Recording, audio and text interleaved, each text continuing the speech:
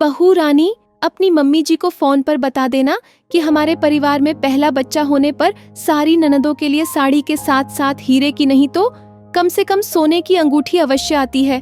वैसे तुम्हारे बड़े ताऊ जी की बड़ी बहू के मायके से तो सबके लिए कंगन आए थे। मंझली ताई जी ने तंज कसते हुए कहा। अब अगर ननद एक होती तो मम्मी जी से कह भी देती, लेकिन ताऊ और चाचा की मिलाकर 5 नंदें थीं। मेरे परिवार में सिर्फ पापा कमाने वाले थे और घर के अनेक खर्चे थे। किसी तरह शादी हुई थी।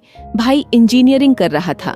मैं मन ही मन बिलख पड़ी और सोचने लगी, अगर मुझे पता होता कि बच्चा होने पर भी मायके वालों को ही नोचा जाएगा तो मैं बच्चा ही न पैदा करती।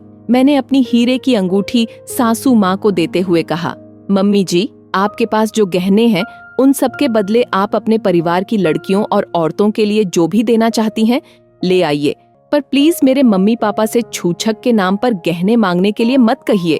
सासू माँ तुरंत बोल पड़ी, खबरदार बहू रानी, अगर हमारे प्यार की सौगात अंगूठी देने की बात कही या गहने बेचने की सोची, मैं बैठी हूँ ना, तुम्हें चिंता करने की जरूरत नहीं। खूब आराम करो, बस जच्चा बच्चा हंसते हुए दिखाई देने चाहिए।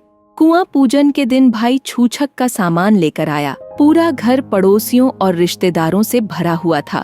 भाई नवजात शिशु को देखकर निहाल हो रहा था, लेकिन मुझे बस यही चिंता सता रही थी कि अब पूरा खानदान इकट्ठा होगा और यही पूछेगा कि छूछक में क्या आया।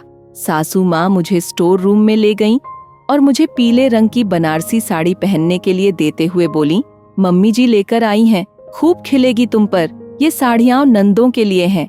फिर उन्होंने सामान दिखाने के लिए रखना शुरू किया तो मेरी आंखें चौंधिया गईं। सारे खानदान के कपड़े, चांदी के बर्तन, खिलौने, बेटियों के लिए अंगूठियां और मेरे लिए हीरो जड़ी प्यारी सी चेन। सासू माँ चहकते हुए सबको दिखा रही थीं। उत्सव के बाद मैंने भाई से पूछा, यह सब कैसे?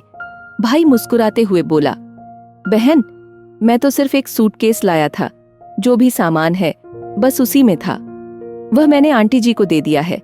न उन्होंने मुझसे पूछा कि क्या लाया हूँ और न ही मैंने कुछ बताया। तभी सासू माँ ने मुझे दुलारते हुए कहा, बिटिया, कुटुंब से लिया है तो देना ही पड़ता है। मैंने वह सामान भी इसके बीच में सजा दिया है।